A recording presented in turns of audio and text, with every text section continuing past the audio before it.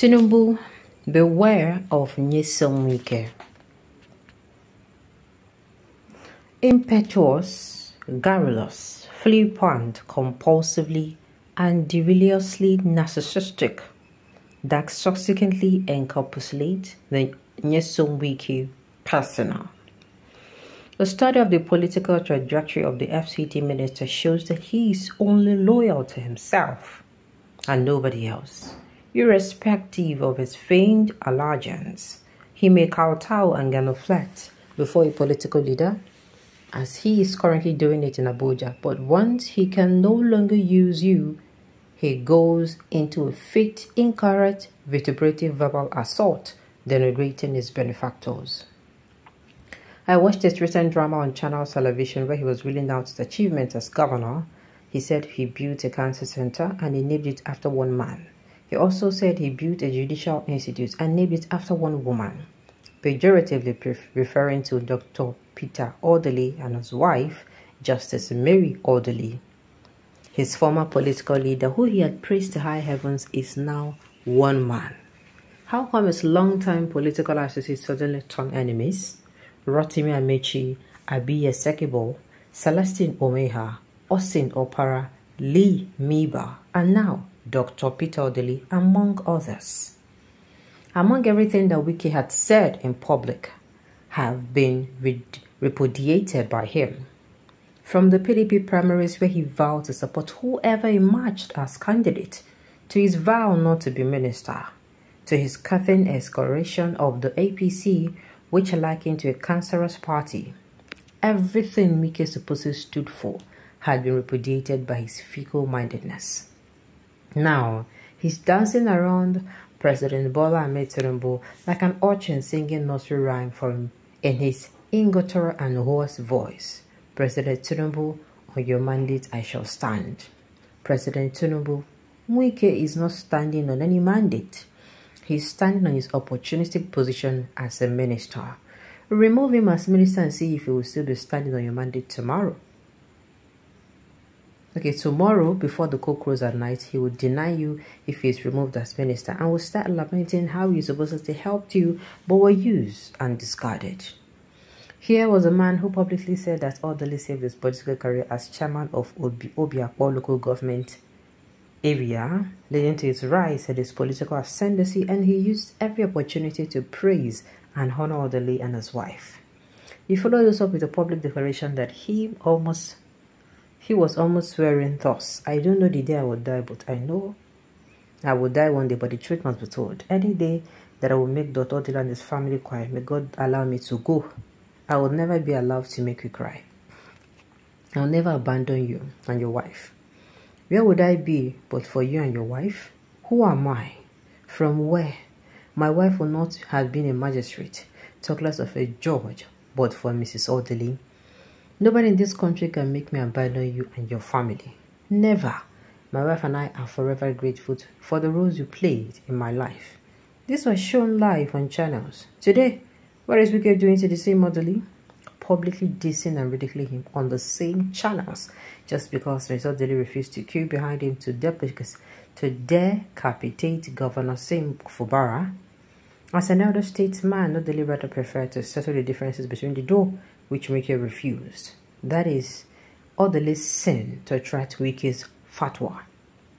He will do the same thing to President Tinubu tomorrow if the president does not align with his interests. He doesn't even understand the dynamics of larger politics, to the fact that Orderly and President Bola Ahmed Tinubu have a long-standing relationship, being in the same class of 1999 governors, and that Orderly does not even have issues with President Bola Tinubu. You cannot praise a man to high heavens for 8 years in your fit of sycophancy only to start publicly disrobing him just because he refused to be led by the nose in your ill-conceived political fight with his successor. What that means is that tomorrow he'll do the same thing to President Tinubu if he does not do his political bidding in River State. That would amount to political self-immolation. So if everyone who has assisted you in your political ascendancy are bad, then something definitely must be wrong with you. Despite his accomplishments as governor in terms of project evacuation, which I acknowledge, there is doubt Wike has a serious character flaw that only him can cure. But trust me, despite his wealth and power, it is a matter of time that this young man is on his way to political production. I pray he doesn't end this way. Minister Wike, you are an achiever in terms of performance, but I pray that God grant you wisdom on how to navigate and relate with people who differ from you politically.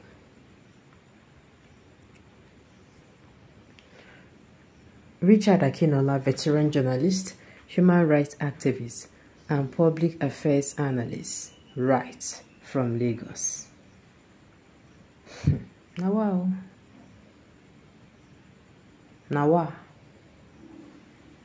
You get as it be.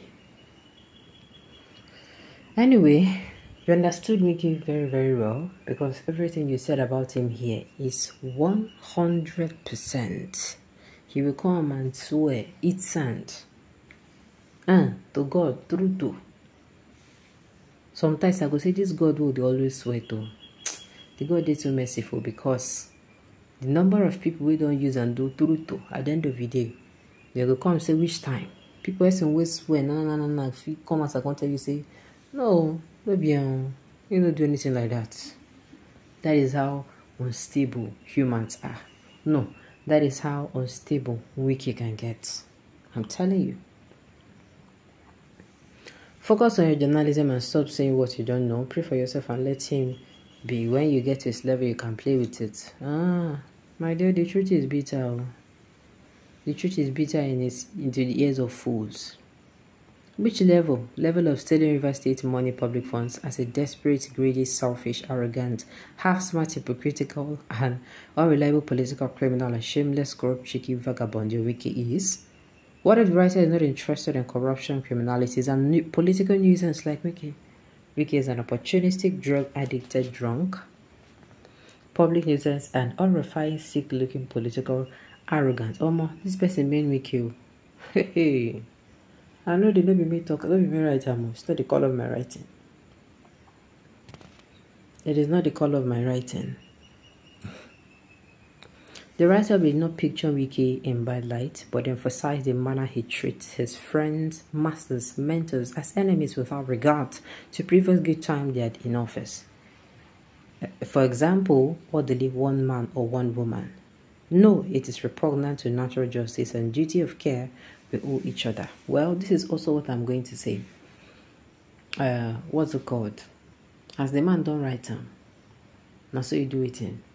Now so he be.